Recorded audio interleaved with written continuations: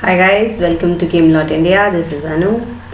आज मैं आपको डिस्कस करने जा रही हूँ 12th क्लास का केमिस्ट्री का chapter. This is the organic chemistry chapter of halo alkanes and halo arenes. आज इसके अंदर हम बेसिकली पढ़ने वाले हैं इसकी सब्स्टिट्यूशन रिएक्शंस के बारे में कि what is substitution reaction actually means and इसमें किस तरीके से हेलो एल्केन्स सब्स्टिट्यूशन रिएक्शंस देते हैं, किस टाइप के सब्स्टिट्यूशन रिएक्शंस देते हैं।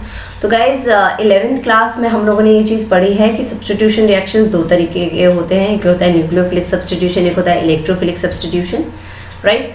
तो जो न्यूक्लियोफिलिक सब्स्टिट्यूशन होता है उसमें सब्स्टिट्यूट न्यूक्लियोफाइल करता है, कोई लिविंग ग्रुप हट जाता है। इलेक्ट्रोफाइल में इलेक्ट्रोफाइल सब्स्टिट्यूट करता है, लिविंग ग्रुप हट जाता है। तो ये जो आप न्यूक्लियोफिलिक इलेक्ट्रोफिलिक सब्स्टिट्यूशंस पढ़ते हैं ये ऑर्गेनिक केमिस्ट्री में अलग अलग टाइप के कंपाउंड्स देते हैं। जैसे कि अगर आप सिर्फ हेलो एल्केन्स की बात करें, now in this particular video I am just talking about the halo alkanes only.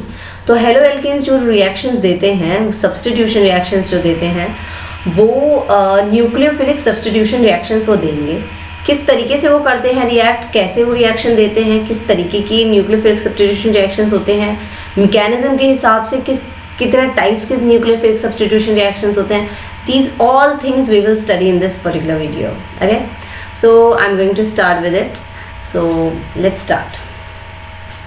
तो सबसे पहले अगर हम बात करें, सबसे पहले हम बात करते हैं हेलो एल्केन्स की कि हेलो एल्केन्स एक्चुअली में होते क्या हैं। Halo alkanes, right. Halo alkanes तो आपको पता ही है। हेलो एल्केन्स यूजुअली क्या होते हैं, RX मीन्स जिसमें कोई एल्काइल ग्रुप हो, कोई हेलोजन हो।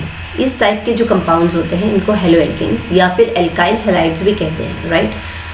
तो ये जो होते हैं हेलो एल्केन्स होते हैं। नाउ हम इनकी पढ़ते हैं रिएक्शंस, इनकी पढ़ रहे हैं हम reactions, right. So for understanding the reactions of halo alkenes और alkyl halides we have to first understand कि ये कौन सी रिएक्शन देते हैं। First of all they will give substitution reaction, substitution reaction. Now what is substitution reaction actually means? Substitution reaction का मतलब क्या होता है? Substitution reactions होते हैं जब भी कभी कोई RX, ठीक है, इसमें कोई भी reagent है। अभी मैं नहीं बात कर रही कि न्यूक्लियोफाइल की मैं बात करूँ या इलेक्ट्रोफाइल की बात करूँ। आई एम जस्ट सिंपली सेइंग कि कोई reagent है। फॉर एग्जाम्पल एनी reagent से R having any kind of charge, negative और positive charge। ये reagent, this reagent attack at this carbon center, जिसकी वजह से ये X लीव हो जाता है and this X when leave this reagent connect with this। अब ये reagent इसके साथ लग जाता है, right, और यहाँ से ये लीविंग ग्रुप को हटा देता है। since this X, इस X को ये हटा देता है लीविंग ग्रुप को। तो जो ये कंपाउंड बनता है, ये कंपाउंड सब्स्टिट्यूशन से बना है। The reaction is substitution means you have to understand guys कि किसी भी हेलो एल्केन्स में जब भी X या कोई भी लिविंग ग्रुप हटे और कोई दूसरा ग्रुप आके अटैच हो जाए उस कार्बन के सेंटर के पास या फिर कार्बन सेंटर पर, इसका मतलब है कि वो सब्स्टिट्यूशन रिएक्शन दे रहा है, राइट। तो ये यूजुअली जो हेलो एल्केन्स होते हैं ना, अगर हम बात करें सिर्फ हेलो एल्केन्स की, तो जो हेलो एल्केन्स होते हैं वो एक्चुअली में देते हैं nucleophilic substitution reaction, nucleophilic substitution reaction. ये रिएक्शन देते हैं। तो न्यूक्लियोफिलिक सब्स्टिट्यूशन रिएक्शन का मतलब कि अगर अब इसी के पास हमें रिएजेंट पता चल गया, रिएजेंट यहाँ है न्यूक्लियोफाइल, आपने न्यूक्लियोफाइल का रिएक्शन करवाया, ये न्यूक्लियोफाइल ने क्या किया, इस कार्बन सेंटर मीन्स R के ऊपर अटैच किया, ये X लीव हो गया, जिसकी वजह से यहाँ पर क्या आया, ये R के पास ये न्यूक्लियोफाइल अटैच हो गया, राइट। ये न्यूक्लियोफाइल अटैच हो गया और ये जो X था, ये X as a leaving group हट गया, राइट। तो हमारे पास ये चीज़ हुई। This is actually a nucleophilic substitution reaction, right. तो अगर आप बात करते हैं आगे कितने तरीके के न्यूक्लियोफिलिक सब्स्टिट्यूशन रिएक्शंस होते हैं, so we will study the types of nucleophilic substitution reaction. अब गाइस मैंने आपको समझा दिया न्यूक्लियोफिलिक सब्स्टिट्यूशन होता क्या है। Now we will study the types of nucleophilic substitution. Nucleophilic substitution के टाइप्स क्या क्या हैं, right. So we will understand this thing कि टाइप्स कौन कौन से हैं. तो first type is SN1 and the second type is SN2, right? पहला टाइप है SN1, सेकेंड टाइप है SN2, राइट. SN1 का मतलब होता है nucleophilic substitution, unimolecular and second SN2 का मतलब होता है nucleophilic substitution bimolecular. Nucleophilic substitution bimolecular. तो अगर हम बात करते हैं SN1 की, तो SN1 जो है इसमें SN1 actually 2 step mechanism follow करता है. 2 स्टेप मैकेनिज्म फॉलो करता है. तो जो फर्स्ट स्टेप मैकेनिज्म, मतलब 2 स्टेप का मतलब 2 स्टेप्स होंगे इसमें रिएक्शंस में. SN1 में होता क्या है, आज अभी मैं आपको ये बताती हूँ. SN1 में सबसे पहले स्टेप में क्या होता है, इसमें आपने कोई भी एल्काइल हैलाइड लिया, ठीक है. एल्काइल हैलाइड को जब भी आप इसको बॉन्ड को क्लीव करते हैं तो it will leads to the formation of carbocation plus leaving group हट जाता है. And this is the slow step. याद रखिए, this is the slow step because आप बॉन्ड को क्लीव कर रहे हैं, X हट रहा है, कार्बोकैटायन का बनना, it's a difficult step. So that is why it is slow step, and that is why it is called the RDS, rate determining step, right? Second point में ये जो कार्बोकैटायन आया, इस कार्बोकैटायन को एक न्यूक्लियोफाइल ने अटैक कर दिया. नाउ इसमें एक चीज़ बहुत इंपॉर्टेंट है कि यहाँ पर जो न्यूक्लियोफाइल है इसको कार्बोकैटायन के पास अटैक करना है. और कार्बोकैटायन बनने का मतलब है कि एक वेकेंट p ऑर्बिटल होना, right. There should be one vacant p orbital. Now nucleophile either attack from this side or it can attack from back side also. तो इसमें 2 तरीके की चीज़ें की पॉसिबिलिटी होती है, राइट. तो अगर ये फ्रंट साइड से, मान लीजिए जिस साइड लिविंग ग्रुप है उसी साइड से अटैक करता है तो this is called front side attack. और बैक से अगर करता है तो that is called the back side attack. अगर फ्रंट साइड अटैक से कंपाउंड बनता है, मीन्स RNU, ये फ्रंट साइड अटैक से बना, तो ये कहलाता है retention of product. This is called retention of product. And अगर बैक साइड से रिएक्शन होती है RNU, मतलब बैक साइड से न्यूक्लियोफाइल आया, this is called inversion of product.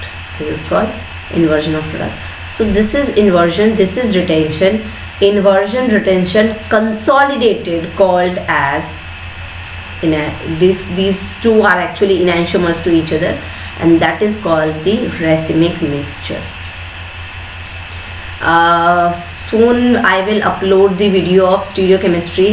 There you will be able to understand these concepts, what is retention, what is inversion, what is racemic mixture and all. So these concepts are actually related with the stereochemistry topic that I'll going to upload for very soon. तो फ़िलहाल आप यहाँ के लिए समझिए कि ये जो रिटेंशन और इन्वर्जन है, these are the actually enantiomers. Enantiomers वो होते हैं जो non super imposable mirror images देते हैं रियल में, तो ये वो होते हैं, ठीक है. नेक्स्ट अगर आप इसमें बात करें तो आप यहाँ पे आपने क्या देखा आपने SN1 में क्या देखा कि SN1 में एक्चुअली में जो रेट है that totally depends upon the concentration of the substrate only. Because अगर आप इसका रेट डिटरमाइनिंग स्टेप देखें, जैसे कि इसमें, तो if you see this is the slow